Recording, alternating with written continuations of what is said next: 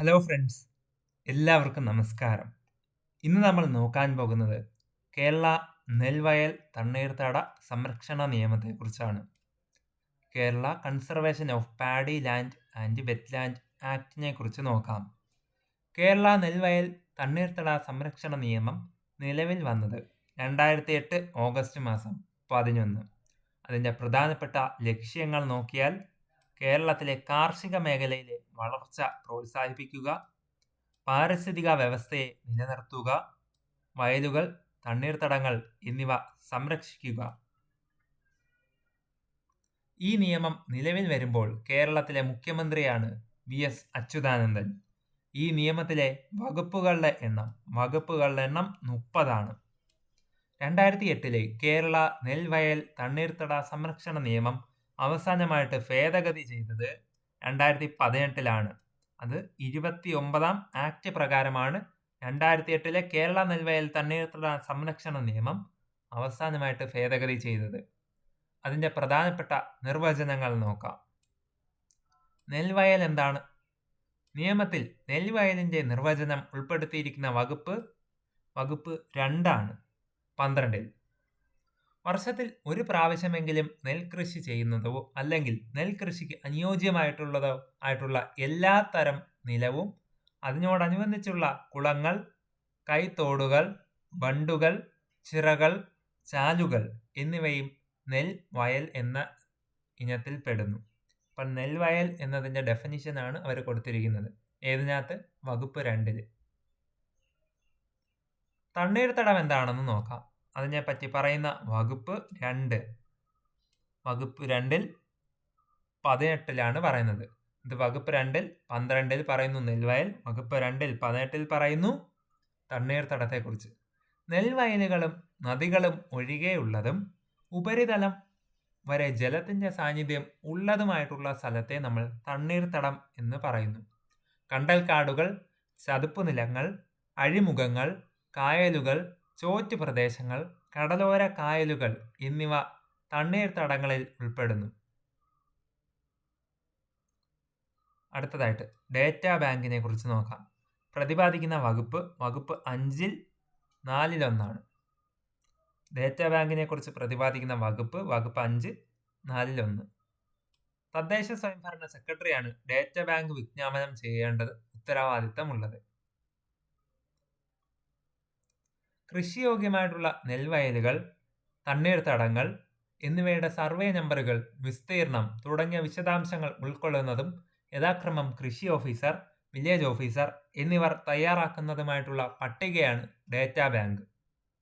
Reporting officer നെൽവയലുകളുമായിട്ട് ബന്ധപ്പെട്ട വ്യവസ്ഥകൾ ലംഘിക്കുന്ന പ്രവൃത്തികൾ RDOയ്ക്ക് റിപ്പോർട്ട് ചെയ്യേണ്ടത് റിപ്പോർട്ടിംഗ് ഓഫീസറായിട്ടുള്ള കൃഷി ഓഫീസറുടെ ഉത്തരവാദിത്തമാണ്. പ്രധാനപ്പെട്ട വകുപ്പുകൾ നോക്കാം. വകുപ്പ് 3 നെൽവയൽ പരിവർത്തനപ്പെടുത്തുകയോ രൂപാന്തരപ്പെടുത്തുകയോ ചെയ്യുന്നതിനുള്ള വിലക്കാണ് വകുപ്പ് 3. വകുപ്പ് 5 പ്രാദേശിക തല നിരീക്ഷണ സമിതി. വകുപ്പ് 7 റിപ്പോർട്ടിംഗ് ഓഫീസർമാർ. വകുപ്പ് 8 സംസ്ഥാന സമിതിയുടെ രൂപീകരണം. വകുപ്പ് 9 ജില്ലാ സമിതിയുടെ രൂപീകരണം. വകുപ്പ് 11 നെൽവയലുകളിൽ നിന്നും മണൽ വാരുന്നതും നിയമത്തിലെ വ്യവസ്ഥകൾക്ക് വിധേയമല്ലാത്ത നെൽവയലുകളെ രൂപാന്തരപ്പെടുത്തുന്നതും നിരോധിച്ചിരിക്കുന്നു എന്ന് പറയുന്നത് വകുപ്പ് 11. വകുപ്പ് 13 നെൽവയൽ നിയമവിരുദ്ധമായി നികത്തിയാൽ വകുപ്പ് 13 അനുസരിച്ച് പൂർവ്വസ്ഥിതിയിലാക്കാൻ കളക്ടർക്ക് അധികാരമുണ്ട് എന്ന് പറയുന്നത് വകുപ്പ് 13-ലാണ്. വകുപ്പ് 14 നിയമത്തിന് വിരുദ്ധമായിട്ട് നെൽവയലിലോ തണ്ണീർത്തടത്തിലോ ഏതെങ്കിലും പ്രവൃത്തിയോ നിർമ്മാണമോ ചെയ്യുന്നതിന് തദ്ദേശ സ്വയംഭരണ സ്ഥാപനങ്ങൾ ലൈസൻസ് അനുവദിക്കാൻ പാടില്ല എന്ന് പറയുന്നത് വകുപ്പ് 14-ആണ്. വകുപ്പ് 23 നിയമവിരുദ്ധമായി നെൽവയലുകളോ തണ്ണീർത്തടങ്ങളോ പരിവർത്തനം ചെയ്യുന്ന വ്യക്തിക്ക് ലഭിക്കാവുന്ന ശിക്ഷയെക്കുറിച്ച് പരാമർശിക്കുന്നു. 6 മാസം മുതൽ 3 വർഷം വരെ തടവ് ശിക്ഷയും 50,000 രൂപ മുതൽ 1,00,000 രൂപ വരെ പിഴയും ലഭിക്കാവുന്ന ശിക്ഷയാണ് വകുപ്പ് 23-ൽ പറയുന്നത്. Centre for wetland conservation and management സ്ഥിതി ചെയ്യുന്നത് ചെന്നൈയിലാണ്. Centre for wetland conservation and management സ്ഥിതി ചെയ്യുന്നത് ചെന്നൈയിൽ. അത് നിലവിൽ വന്നത് 2021 അടുത്ത് institute of watershed development and management Kerala IWDMK സ്ഥിതി ചെയ്യുന്നത് കൊല്ലം ജില്ലയിലെ ചടയമംഗലത്താണ്. വീട് നിർമ്മിക്കുമ്പോൾ മഴവെള്ള സംഭരണി നിർബന്ധമാക്കിയിട്ടുള്ള ഒരു സംസ്ഥാനം തമിഴ്നാടാണ്. ഭൂഗർഭ ജലനിരപ്പ് വർദ്ധിപ്പിക്കുന്നതിനും സംരക്ഷിക്കുന്നതിനുമായിട്ട് ഗ്രൗണ്ട് വാട്ടർ ആക്ട് 2020 പാസാക്കിയ ഇന്ത്യൻ സംസ്ഥാനം ഉത്തർപ്രദേശ്. ഗ്രൗണ്ട് വാട്ടർ ആക്ട് 2020 പാസാക്കിയ ഇന്ത്യൻ സംസ്ഥാനമാണ് ഉത്തർപ്രദേശ്. മഴവെള്ള സംഭരണി നിർബന്ധമാക്കിയ സംസ്ഥാനം തമിഴ്നാട്. പ്രാദേശിക തല നിരീക്ഷണ സമിതിയെക്കുറിച്ച് നോക്കാം. നെൽവയൽ തണ്ണീർത്തട സംരക്ഷണ നിയമം 2008 വ്യവസ്ഥകൾ നടപ്പിലാക്കുന്നത് നിരീക്ഷിക്കുന്നതിനായിട്ട് ഗ്രാമപഞ്ചായത്തുകളിലും മുനിസിപ്പാലിറ്റിയിലും ഒരു പ്രാദേശിക തല നിരീക്ഷണ സമിതി ഉണ്ടായിരിക്കുന്നതാണ്. സമിതിയുടെ ചെയർമാനായിട്ട് നിൽക്കുന്നത് പഞ്ചായത്ത് പ്രസിഡന്റ് അല്ലെങ്കിൽ മുനിസിപ്പാലിറ്റി ചെയർപേഴ്സൺ, അതുമല്ലെങ്കിൽ കോർപ്പറേഷൻ മേയറാണ്. സമിതിയുടെ കൺവീനറാണ് കൃഷി ഓഫീസർ. സമിതിയിലെ അംഗങ്ങൾ കൃഷി ഓഫീസർ വരും, വില്ലേജ് ഓഫീസർ, പ്രദേശത്തെ നെൽകൃഷിക്കാരായിട്ടുള്ള 3 പ്രതിനിധികളും അംഗങ്ങളായിട്ട് വരുന്നുണ്ട്. സമിതിയിലെ യോഗത്തിന്റെ ക്വാറം 3 പേര് വേണം. പ്രാദേശിക സമിതിയിലെ പറ്റി പരാമർശിക്കുന്ന വകുപ്പ് എത്രയാണ്? വകുപ്പ് 5 പറയുന്നത്. അധികാരങ്ങൾ നോക്കാം. പൊതുജനങ്ങളിൽ നിന്ന് ലഭിക്കുന്ന പരാതികൾ പരിശോധിക്കുക, നിയമത്തിലെ വ്യവസ്ഥകൾ പാലിക്കുന്നുണ്ടോ എന്ന് പരിശോധിക്കുക, നിയമലംഘനം ശ്രദ്ധയിൽപ്പെട്ടാൽ RDOയ്ക്ക് റിപ്പോർട്ട് സമർപ്പിക്കുക, നെൽവയൽ തരിശായി കിടക്കുന്നുണ്ടെങ്കിൽ അതിൻ്റെ കാരണങ്ങൾ അന്വേഷിക്കുകയും അവിടെ കൃഷി ചെയ്യുന്നതിന് ആവശ്യമായിട്ടുള്ള പരിഹാര മാർഗങ്ങൾ നിർദ്ദേശിക്കുകയും ചെയ്യുക. നെൽവയൽ രൂപാന്തരപ്പെടുത്തുന്നതിന് ലഭിക്കുന്ന അപേക്ഷകൾ പരിശോധിച്ച് അതിൻ്റെ റിപ്പോർട്ട് ജില്ലാതല സമിതിക്ക് സമർപ്പിക്കുക. ഇതൊക്കെയാണ് അതിൻ്റെ അധികാരങ്ങളായിട്ട് വരുന്നത്. ജില്ലാതല സമിതിയെക്കുറിച്ച് നോക്കാം. ജില്ലാതല സമിതിയെ പറ്റി പരാമർശിക്കുന്ന വകുപ്പ് 9. ജില്ലാതല സമിതി രൂപീകരിക്കുന്നത് ജില്ലാ കളക്ടറാണ്. ജില്ലാതല സമിതിയുടെ ചെയർമാൻ RDO. ജില്ലാതല സമിതിയുടെ കൺവീനർ പ്രിൻസിപ്പൽ കൃഷി ഓഫീസറാണ്. ജില്ലാതല സമിതിയിലെ അംഗങ്ങൾ പ്രിൻസിപ്പൽ കൃഷി ഓഫീസർ, 3 നെൽ കർഷകർ. കളക്ടർ നാമനിർദ്ദേശം ചെയ്യുന്നവരാണ് ഈ 3 കർഷകർ. ജില്ലാ സമിതിയിൽ ലഭ്യമാകുന്ന അപേക്ഷകൾ 1 മാസത്തിനകം തീർപ്പ് കൽപ്പിക്കേണ്ടതാണ്. അതിൻ്റെ കാലാവധി എത്ര? 1 മാസം. സംസ്ഥാനതല സമിതിയെക്കുറിച്ച് നോക്കാം. സംസ്ഥാനതല സമിതി രൂപീകരിക്കുന്നത് സംസ്ഥാന ഗവൺമെൻറ്റാണ്. സംസ്ഥാനതല സമിതിയെ പറ്റി പരാമർശിക്കുന്ന വകുപ്പ് 8. സംസ്ഥാനതല സമിതിയിലെ അംഗങ്ങൾ land revenue commissioner, agricultural production commissioner, അത് കൺവീനറായിട്ട് വരുന്നുണ്ട്. പിന്നെ പാരിസ്ഥിതിക മേഖലയിലെ വിദഗ്ധൻ, നെല്ല് ഉൽപാദന മേഖലയിലെ ഒരു ശാസ്ത്രജ്ഞനും ഇതിലെ അംഗങ്ങളായിട്ട് വരുന്നുണ്ട്. റാംസർ ഉടമ്പടി എന്താണെന്ന് നോക്കാം. റാംസർ ഉടമ്പടി ഒപ്പുവെച്ചത് 1971 ഫെബ്രുവരി 2 എവിടെ വെച്ചാണ്? ഇറാൻ. റാംസർ ഉടമ്പടി നിലവിൽ വന്നത് 1975 ഒപ്പുവെച്ചത് 71. റാംസർ ഉടമ്പടി നിലവിൽ വന്നത് 1975. റാംസർ കൺവെൻഷൻ ഭാഗമായത്, ഇന്ത്യ റാംസർ കൺവെൻഷൻ്റെ ഭാഗമായത് 1982 ഫെബ്രുവരി 1. ഇന്ത്യ റാംസർ കൺവെൻഷൻ്റെ ഭാഗമായത് എന്നാണ്? 1982 ഫെബ്രുവരി 1. റാംസർ സൈറ്റുകളെ പറ്റി നോക്കാം. അന്താരാഷ്ട്ര സഹകരണത്തോടെ സംരക്ഷിക്കപ്പെടുന്ന തണ്ണീർത്തടങ്ങളെയാണ് റാംസർ സൈറ്റുകൾ എന്ന് പറയുന്നത്. അന്താരാഷ്ട്ര സഹകരണത്തോടെ സംരക്ഷിക്കപ്പെടുന്ന തണ്ണീർത്തടത്തെയാണ് റാംസർ സൈറ്റുകൾ എന്ന് പറയുന്നത്. ഇന്ത്യയിലെ ആദ്യത്തെ റാംസർ സൈറ്റുകളാണ് ചിൽക്ക തടാകം, ഒഡീഷ, നിലവിൽ വന്നത് 1981. കിയലാഡോ നാഷണൽ പാർക്ക് രാജസ്ഥാനിലാണ്, നിലവിൽ വന്നതും 1981 തന്നെയാണ്. ഇന്ത്യയിലെ ആദ്യത്തെ റാംസർ സൈറ്റുകളാണ് ചിൽക്ക തടാകം, കിയലാഡോ നാഷണൽ പാർക്ക്, രാജസ്ഥാൻ. ഇന്ത്യയിലെ ഏറ്റവും വലിയ റാംസർ സൈറ്റാണ് പശ്ചിമ ബംഗാളിലെ സുന്ദർബൻസ് നാഷണൽ പാർക്ക്. ഇന്ത്യയിലെ ഏറ്റവും വലിയ റാംസർ സൈറ്റാണത്. ഇന്ത്യയിലെ ഏറ്റവും ചെറിയ റാംസർ സൈറ്റ്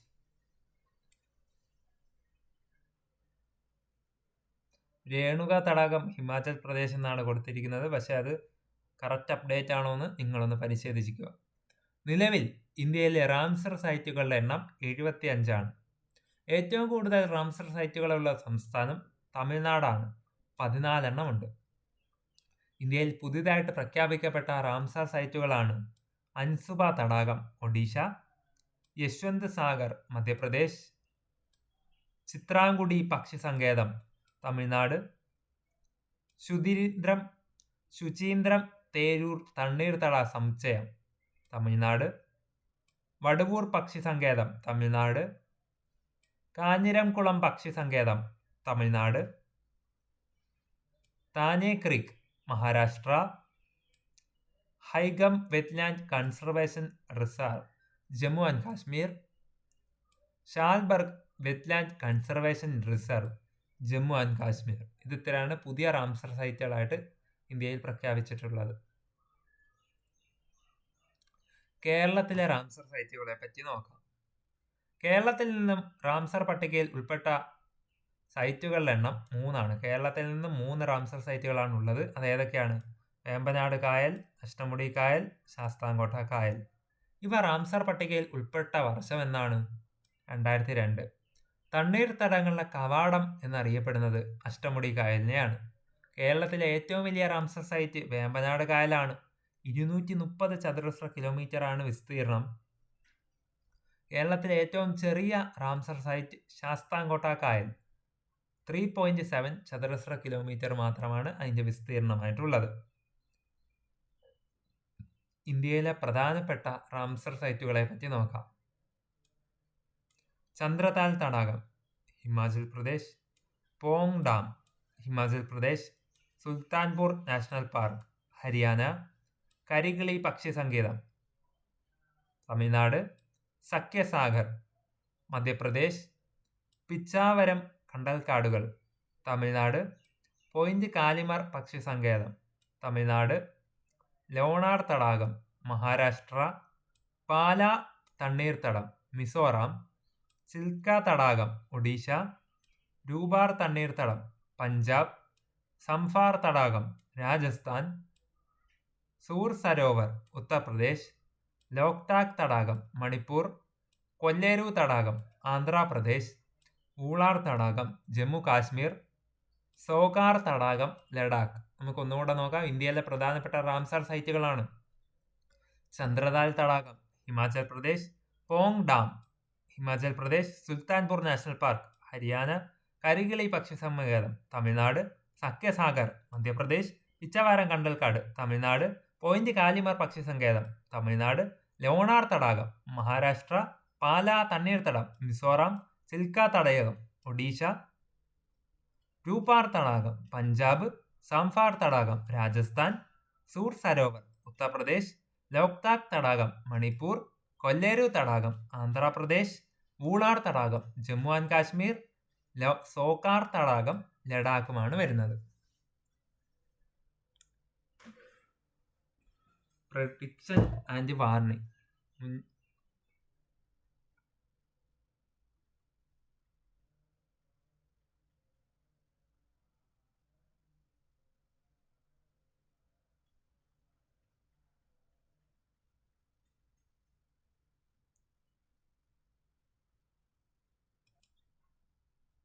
ദുരന്തത്തെക്കുറിച്ച് നൽകുന്ന സന്ദേശങ്ങളെ അറിയിപ്പ് അല്ലെങ്കിൽ അപായ സൂചനകൾ എന്ന് പറയുന്നു. സമയബന്ധിതമായി നൽകുന്ന മുന്നറിയിപ്പാണ് നമുക്ക് ആവശ്യം. മുന്നറിയിപ്പ് നൽകുന്ന സ്രോതസ്സുകളുടെ വിശ്വാസ്യത അതെല്ലാം പ്രധാന കാരണമാണ്. ഈ മുന്നറിയിപ്പ് ഉണ്ടെങ്കിൽ നമുക്ക് ഈ അപകടത്തെ ദുരന്ത നിവാരണത്തെയൊക്കെ ചെറുക്കാൻ പറ്റും.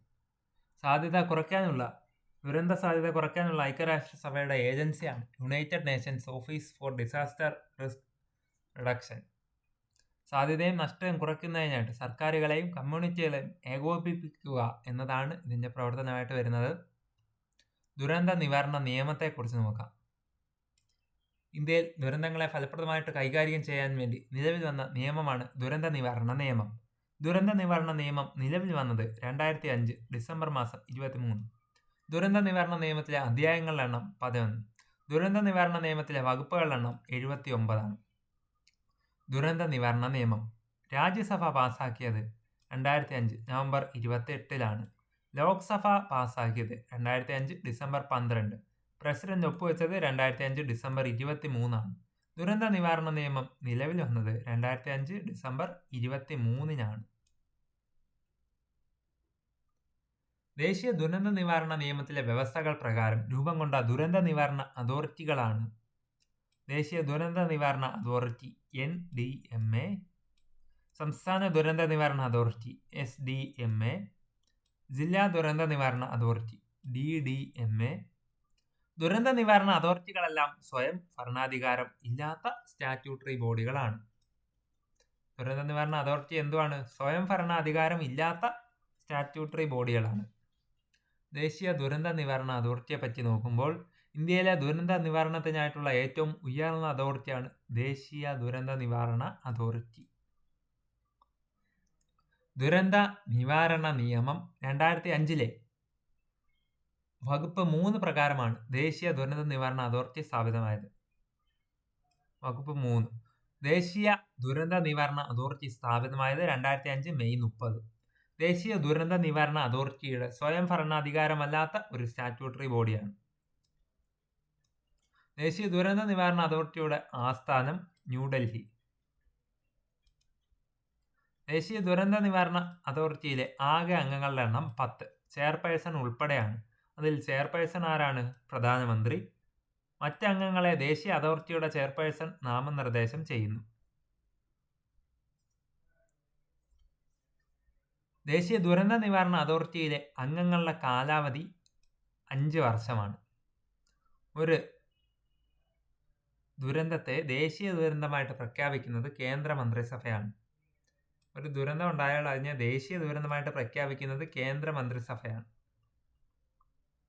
ദേശീയ ദുരന്ത നിവാരണ അതോറിറ്റിയുടെ ചുമതലകൾ നോക്കാം. ദുരന്ത നിവാരണ നയങ്ങൾ രൂപീകരിക്കുക, ദേശീയ പദ്ധതികൾ അംഗീകരിക്കുക, ദേശീയ പദ്ധതിക്ക് അനുസൃതമായിട്ട് ഇന്ത്യ ഗവൺമെന്റിന്റെ മന്ത്രാലയങ്ങളോ വകുപ്പുകളോ തയ്യാറാക്കിയ പദ്ധതികൾക്ക് അംഗീകാരം നൽകുക, സംസ്ഥാന പദ്ധതി തയ്യാറാക്കുന്നതിൽ സംസ്ഥാന അധികാരികൾ പാലിക്കേണ്ട മാർഗനിർദ്ദേശങ്ങൾ നൽകുക, ദുരന്ത നിവാരണ നയത്തിന്റെയും പദ്ധതികളുടെയും നിർവഹണത്തിനും നടപ്പാക്കലിനും ഏകോപിപ്പിക്കുക, ദുരന്ത നിവാരണ ലഘൂകരണ പ്രവർത്തനങ്ങൾക്ക് ഫണ്ട് അനുവദിക്കാൻ ശുപാർശ ചെയ്യുക, കേന്ദ്ര ഗവൺമെന്റ് നിർണയിക്കുന്ന വൻ ദുരന്തങ്ങളെ ബാധിച്ച മറ്റ് രാജ്യങ്ങൾക്ക് പിന്തുണ നൽകുക, ദുരന്തം തടയുന്നതിനോ ലഘൂകരിക്കുന്നതിനോ അല്ലെങ്കിൽ ഭീഷണിപ്പെടുത്തുന്ന ദുരന്ത സാഹചര്യങ്ങളെയോ ദുരന്തങ്ങളെയോ നേരിടുന്നതിനുള്ള തയ്യാറെടുപ്പുകൾ നടത്തുക, നാഷണൽ ഇൻസ്റ്റിറ്റ്യൂട്ട് ഓഫ് ഡിസാസ്റ്റർ മാനേജ്മെന്റിന്റെ പ്രവർത്തനത്തിന് ആവശ്യമായിട്ടുള്ള നയങ്ങളും മാർഗനിർദ്ദേശങ്ങളും തയ്യാറാക്കുക. ഇതൊക്കെയാണ് ദേശീയ ദുരന്ത നിവാരണ അതോറിറ്റിയുടെ പ്രധാനപ്പെട്ട ചുമതലകൾ. National centre for disaster management സ്ഥാപിതമായത് 1995. National centre for disaster management national institute of disaster management എന്ന് പുനർനാമകരണം ചെയ്തത് 2003. ദുരന്ത നിവാരണ നിയമം 2005 വകുപ്പ് 42 പ്രകാരം രൂപീകൃതമായി. ദുരന്ത നിവാരണ നിയമം എന്ന 2005 വകുപ്പ് 42. നാഷണൽ സെന്റർ ഫോർ ഡിസാസ്റ്റർ മാനേജ്മെന്റിനെ national institute of disaster management എന്ന് പുനർനാമകരണം ചെയ്യപ്പെട്ടത് 2003. National centre for disaster management സ്ഥാപിതമായത് 1995. ദേശീയ ദുരന്ത നിവാരണ അതോറിറ്റി അവരുടെ ദുരന്ത നിവാരണ പ്രവർത്തനങ്ങളിൽ സഹായിക്കുന്നതിനായിട്ട് രൂപം കൊണ്ട കമ്മിറ്റിയാണ് ദേശീയ ദുരന്ത നിവാരണ കാര്യനിർവഹണ സമിതി. ദേശീയ ദുരന്ത നിവാരണ കാര്യനിർവഹണ സമിതിയുടെ ചുമതലകളാണ് ദേശീയ ദുരന്തവുമായിട്ട് ബന്ധപ്പെട്ട അറിവ്, അവബോധം എന്നിവയുടെ പ്രചാരണം, ദുരന്ത നിവാരണ പ്രവർത്തനങ്ങളുടെ ഏകോപനം, സംസ്ഥാന അതോറിറ്റിക്ക് അവരുടെ ദുരന്ത നിവാരണ പദ്ധതിയിൽ തയ്യാറാക്കുന്നതിന് ആവശ്യമായിട്ടുള്ള സാങ്കേതിക സഹായം നൽകൽ ഒക്കെയാണ് വരുന്നത്. സംസ്ഥാന ദുരന്ത നിവാരണ അതോറിറ്റിയെ പറ്റി നോക്കാം. സംസ്ഥാന ദുരന്ത നിവാരണത്തിനായിട്ടുള്ള നയങ്ങൾ, പദ്ധതികൾ എന്നിവ തയ്യാറാക്കുന്നത് സംസ്ഥാന ദുരന്ത നിവാരണ അതോറിറ്റിയാണ്. ദേശീയ ദുരന്ത നിവാരണ നിയമം 2005 വകുപ്പ് 14 പ്രകാരം രൂപീകൃതമായി. ദേശീയ ദുരന്ത നിവാരണ നിയമം 2005 വകുപ്പ് 14 പ്രകാരമാണ് സംസ്ഥാന ദുരന്ത നിവാരണ അതോറിറ്റി രൂപീകൃതമായത്. സംസ്ഥാന ദുരന്ത നിവാരണ അതോറിറ്റി നിലവിൽ വന്നത് 2007 മെയ് 4. ആസ്ഥാനം തിരുവനന്തപുരത്തെ ഒബ്സർവേറ്ററി ഹില്ലിലാണ്. കേരള സംസ്ഥാന ദുരന്ത നിവാരണ അതോറിറ്റിയിലെ അംഗങ്ങളുടെ എണ്ണം 10 പേരാണ്. ചെയർമാൻ എപ്പോഴും മുഖ്യമന്ത്രിയാണ്. വൈസ് ചെയർമാനായിട്ട് റവന്യൂ മന്ത്രി, CEO ആയിട്ട് സംസ്ഥാന ചീഫ് സെക്രട്ടറി വരും. കൺവീനറായിട്ട് റവന്യൂ ആൻഡ് ദുരന്ത നിവാരണ വകുപ്പ് അഡീഷണൽ ചീഫ് സെക്രട്ടറിയാണ് വരുന്നത്. കേരള സംസ്ഥാന ദുരന്ത നിവാരണ അതോറിറ്റിയുടെ സമ്മേളനങ്ങൾ വിളിച്ചു ചേർക്കുന്നതാണ് ആരാണ്? റവന്യൂ ആൻഡ് ദുരന്ത നിവാരണ അഡീഷണൽ ചീഫ് സെക്രട്ടറിയാണ്. സംസ്ഥാന ദുരന്ത നിവാരണ അതോറിറ്റിയുടെ വകുപ്പ് തല മേധാവിയാണ് റവന്യൂ ആൻഡ് ദുരന്ത നിവാരണ അഡീഷണൽ ചീഫ് സെക്രട്ടറി. ദുരന്ത നിവാരണ അതോറിറ്റി ആരംഭിച്ച് ആദ്യത്തെ ഇന്ത്യൻ സംസ്ഥാനമാണ് കേരളം. ദുരന്ത നിവാരണ അതോറിറ്റി ആരംഭിച്ച ആദ്യത്തെ ഇന്ത്യൻ സംസ്ഥാനം ഏതാണ്? നമ്മുടെ കേരളം. കേരള സംസ്ഥാന ദുരന്ത നിവാരണ അതോറിറ്റിയുടെ ആപ്തവാക്യമാണ് സുരക്ഷായാനം, towards a safer state. Ex officio അംഗങ്ങളായിട്ട് വരുന്നത് മുഖ്യമന്ത്രി, ചെയർമാൻ, റവന്യൂ മന്ത്രി, വൈസ് ചെയർമാൻ, കൃഷി മന്ത്രി, chief secretary, CEO, additional chief secretary ആഭ്യന്തര വകുപ്പിൽ നിന്നും, പ്രിൻസിപ്പൽ സെക്രട്ടറി അല്ലെങ്കിൽ റവന്യൂ വകുപ്പിൽ നിന്നും, Kerala state emergency response centre മേധാവിയും വരുന്നുണ്ട് ഇതിലെ എക്സ് ഒഫീഷ്യോ അംഗങ്ങളായിട്ട്. സംസ്ഥാന ദുരന്ത നിവാരണ അതോറിറ്റിയുടെ ചുമതലകൾ നോക്കുമ്പോൾ പ്രകൃതി ദുരന്ത സാധ്യതയുള്ള മേഖലകൾ നിർണ്ണയിക്കുക, സംസ്ഥാനത്തിന് ഒരു ദുരന്ത നിവാരണ നയം രൂപീകരിക്കുക, ദുരന്ത നിവാരണ പദ്ധതികൾ ആസൂത്രണം ചെയ്യുന്നതിനായിട്ട് വിവിധ വകുപ്പുകളെ ഏകോപിപ്പിക്കുക. സംസ്ഥാന ദുരന്ത നിവാരണ അതോറിറ്റിയെ പ്രവർത്തനങ്ങളിൽ സഹായിക്കാൻ രൂപം കൊടുത്ത കമ്മിറ്റിയാണ് സംസ്ഥാന ദുരന്ത നിവാരണ കാര്യനിർവഹണ കമ്മിറ്റി അല്ലെങ്കിൽ സമിതി. ഇതിന്റെ ചെയർപേഴ്സൺ എപ്പോഴും ചീഫ് സെക്രട്ടറിയാണ്. സംസ്ഥാന ദുരന്ത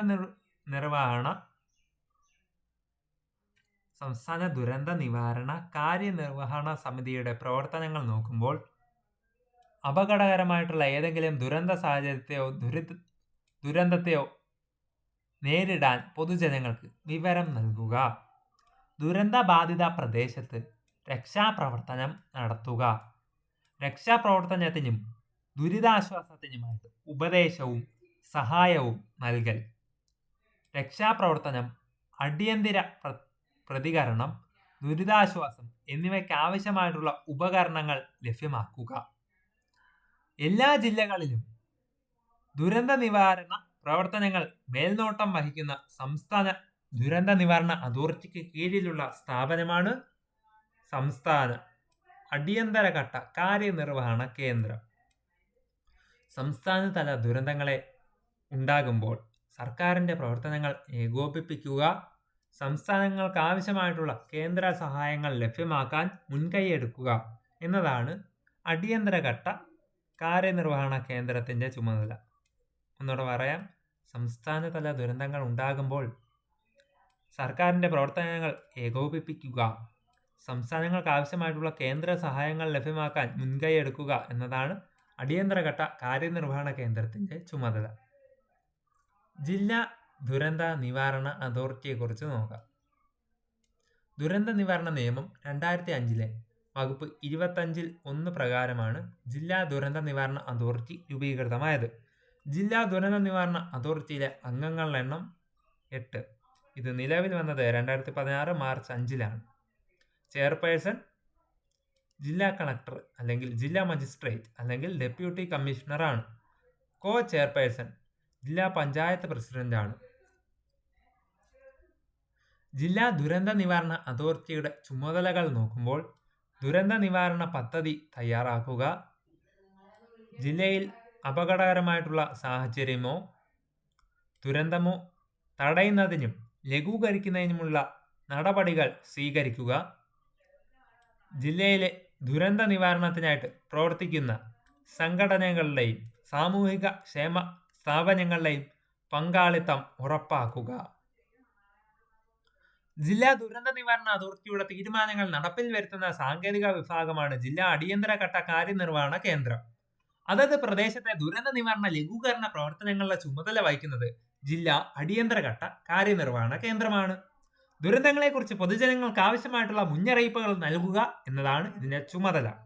ദുരന്തങ്ങളെക്കുറിച്ച് ജനങ്ങൾക്ക് ആവശ്യമായിട്ടുള്ള മുന്നറിയിപ്പ് നൽകുക ഇതിന്റെ പ്രധാനപ്പെട്ട ചുമതലയാണ്. അന്താരാഷ്ട്ര ദുരന്ത നിവാരണ ദിനം ഒക്ടോബർ 13 ദുരന്ത നിവാരണ അതോറിറ്റി ആരംഭിച്ച ആദ്യത്തെ ഇന്ത്യൻ സംസ്ഥാനമാണ് കേരളം. ദുരന്ത പ്രതികരണ സേനകൾ. ദേശീയ ദുരന്ത നിവാരണ സേന, national disaster response force, NDRF.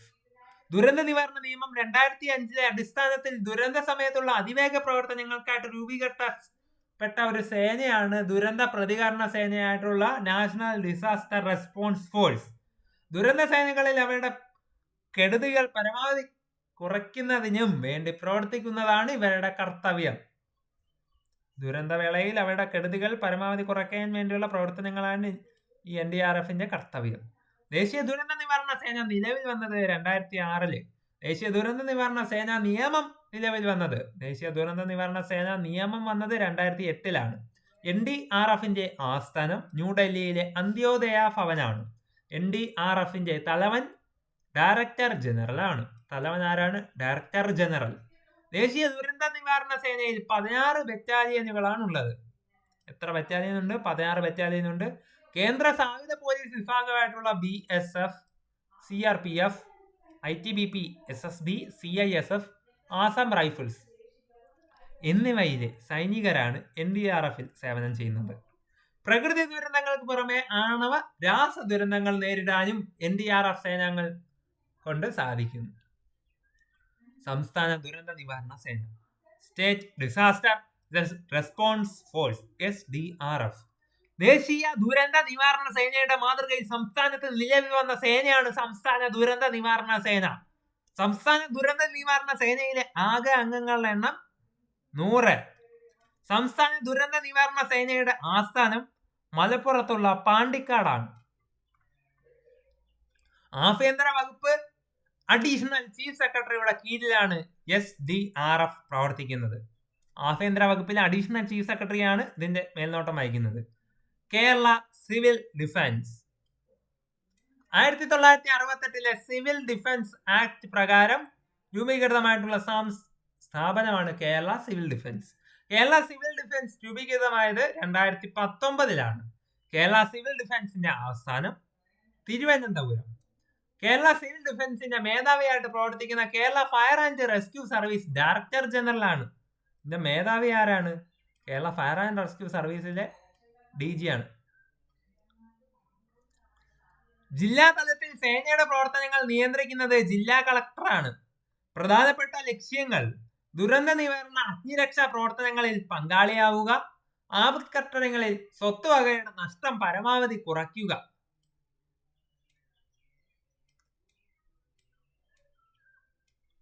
Civil defence academy സ്ഥിതി ചെയ്യുന്നത് തൃശൂർ ജില്ലയിലുള്ള രാമവർമ്മപുരത്താണ്. സിവിൽ ഡിഫൻസ് ട്രെയിനിങ് ഇൻസ്റ്റിറ്റ്യൂട്ട് സ്ഥിതി ചെയ്യുന്നതും തൃശൂർ തന്നെയാണ്. ലോക സിവിൽ ഡിഫൻസ് ദിനം മാർച്ച് 1. ആപ്തമിത്ര പദ്ധതിയെ നോക്കാം. ആപ്തമിത്ര പദ്ധതി ആരംഭിച്ചത് 2016. ദുരന്ത നിവാരണത്തിൽ കമ്മ്യൂണിറ്റി വോളണ്ടിയർമാരെ പരിശീലിപ്പിക്കുന്നതിനുള്ള പദ്ധതിയാണ് ആപ്തമിത്ര പദ്ധതി.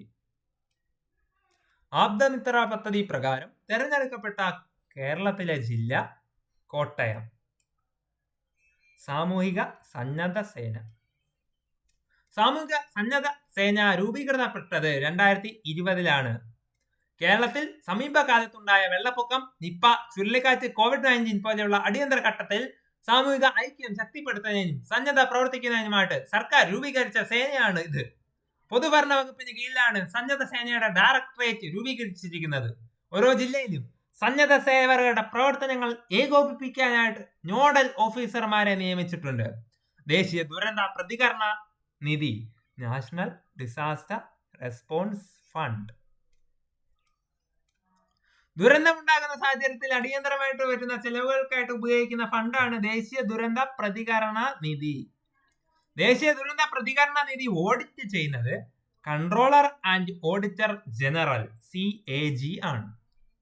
ദേശീയ ദുരന്ത പ്രതികരണ നിധിയെ കുറിച്ച് പ്രതിപാദിക്കുന്ന ദുരന്ത നിവാരണ നിയമം 2005 സെക്ഷൻ 46 സംസ്ഥാന ദുരന്ത പ്രതികരണ നിധി സംസ്ഥാനത്തിനകത്ത് സംഭവിക്കുന്ന ദുരന്തങ്ങൾ, വരൾച്ച, ഭൂകമ്പം, ചുഴലിക്കാറ്റ്, വെള്ളപ്പൊക്കം, മണ്ണിടിച്ചിൽ, ആലിപ്പഴം, സുനാമി, അടിയന്തര സഹായം നൽകി അതിന് വേണ്ടുന്നതായിട്ട് ഉപയോഗിക്കുന്ന ഫണ്ടാണ് ഇത്. ദേശീയ ദുരന്ത നിവാരണ നിയമം 2005 വകുപ്പ് 48 1 ഇതിനെക്കുറിച്ച് പരാമർശിക്കുന്നത്. ദേശീയ ദുരന്ത നിവാരണ നിയമം 2005 വകുപ്പ് 48 1 ഇതിനെക്കുറിച്ച് പറയുന്നു. സംസ്ഥാന ദുരന്ത പ്രതികരണ നിധിയിലേക്കുള്ള കേന്ദ്ര സർക്കാരിന്റെ സംഭാവന 75%. കേന്ദ്രഭരണ പ്രദേശങ്ങൾക്കും പ്രത്യേക പരിഗണന ആവശ്യമായിട്ടുള്ള സംസ്ഥാനങ്ങൾക്കുമുള്ള കേന്ദ്ര സർക്കാരിന്റെ സംഭാവന 90%.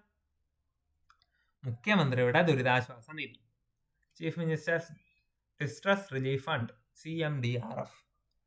പ്രകൃതി ദുരന്തങ്ങളിൽ ദുരിതമനുഭവിക്കുന്ന അർഹരായ കുടുംബങ്ങൾക്ക്, വ്യക്തികൾക്കും അല്ലെങ്കിൽ അപകടം മൂലം ബന്ധുക്കൾക്ക് ജീവൻ നഷ്ടപ്പെട്ടവർക്കോ ഗുരുതരമായ രോഗങ്ങൾ ഉള്ളവർക്കുള്ള വൈദ്യ ചികിത്സയ്ക്കോ ആവശ്യമായിട്ട് നൽകുന്നതിനുള്ള അടിയന്തര സഹായ പദ്ധതിയാണിത്. CMDRF കൈകാര്യം ചെയ്യുന്നത് ധനകാര്യ സെക്രട്ടറി. ഫണ്ട് പ്രവർത്തിപ്പിക്കുന്നത് ധനകാര്യ സെക്രട്ടറി ആണെങ്കിലും CMDRF നിയന്ത്രിക്കുന്നത് സർക്കാരിന്റെ റവന്യൂ വകുപ്പാണ്. CMDRF വിവരാവകാശ നിയമം 2005 ബാധകമാണ്. CMDRF ഓഡിറ്റ് ചെയ്യുന്നത് CAG. ദേശീയ ദുരന്ത നിവാരണ നിയമം 2005. കേരള സംസ്ഥാന ദുരന്ത നിവാരണ നിയമം 2007. കേരള സംസ്ഥാന ദുരന്ത നിവാരണ നയം വന്നത് 2010. ദേശീയ ദുരന്ത നിവാരണ സേന 2006 വന്നു. ദേശീയ ദുരന്ത നിവാരണ പദ്ധതി 2016. ആപ്തമിത്ര പദ്ധതി 2016. ഒന്നുകൂടെ പറയാം, ദേശീയ ദുരന്ത നിവാരണ നിയമം 2005. കേരള സംസ്ഥാന ദുരന്ത നിവാരണ നിയമം 2007.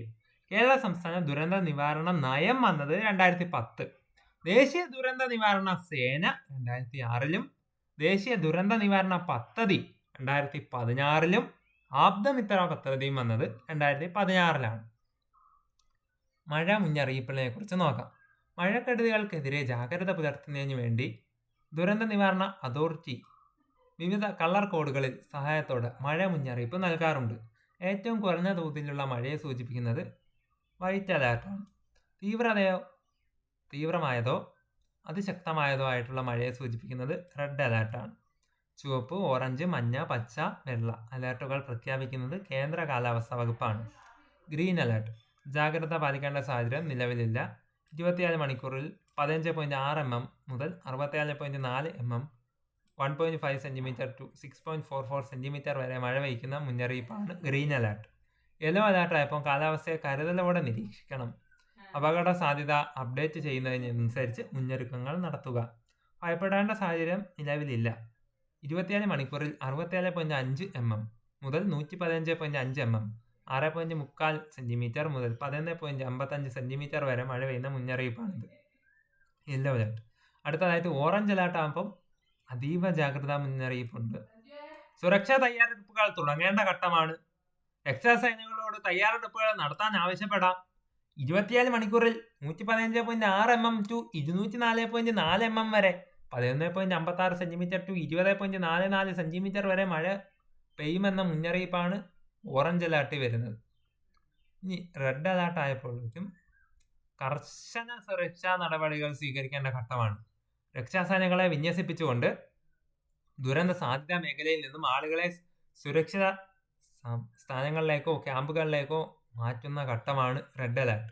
24 മണിക്കൂറിനുള്ളിൽ 204.4 mm to 20.44 cm 20.44 cm കൂടുതൽ മഴ പെയ്യുന്ന മുന്നറിയിപ്പാണ് റെഡ് അലേർട്ട്. കേരളത്തിൽ ഉരുൾപൊട്ടൽ, പുത്തുമല ദുരന്തം വയനാടിൽ 2019 നടന്നു. കവളപ്പാറ ദുരന്തം മലപ്പുറത്താണ് 2019 തന്നെ. പെട്ടിമുടി ദുരന്തം ഇടുക്കിയിൽ 2020. കൂട്ടിക്കൽ ദുരന്തം കോട്ടയത്താണ് 2021 നടന്നു. സുനാമി, കടലിലെ ജലത്തിന് വൻതോതിൽ സ്ഥാനചലനങ്ങൾ സംഭവിക്കുമ്പോൾ ഉടലെടുക്കുന്ന ഭീമാകാരമായിട്ടുള്ള തിരകളെയാണ് സുനാമി എന്ന് പറയുന്നത്. സുനാമിയെ ആദ്യമായിട്ട് സമുദ്രാന്തര ഭൂകമ്പങ്ങളുമായിട്ട് ബന്ധപ്പെടുത്തിയ വ്യക്തിയാണ് തൂസിഡസ് എന്ന ഗ്രീക്ക് ചരിത്രകാരനാണ്. ഇന്ത്യ അന്താരാഷ്ട്ര സുനാമി മുന്നറിയിപ്പ് പദ്ധതി അംഗമായത് 2004 സുനാമി ദുരന്തത്തിന് ശേഷമാണ്. ഇന്ത്യയിലെ ആദ്യത്തെ സുനാമി മുന്നറിയിപ്പ് സംവിധാനം നിലവിൽ വന്നത് 2007 ഒക്ടോബർ 1. ഇന്ത്യയിലെ ആദ്യത്തെ സുനാമി മുന്നറിയിപ്പ് സംവിധാനം വന്നത് 2007 ഒക്ടോബർ 1.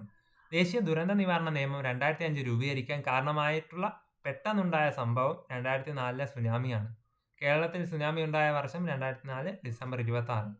സോ ഫ്രണ്ട്സ്, ഇതോടുകൂടി നമ്മൾ സുനാമിയെക്കുറിച്ച് നോക്ക്. കേരളത്തിലെ ഉരുൾപൊട്ടൽ നടന്ന സമയങ്ങൾ എന്നാണ്. മഴ മുന്നറിയിപ്പായിട്ടുള്ള red alert, green alert, yellow alert, orange അലേർട്ടിനെ കുറിച്ചൊക്കെ നോക്കി.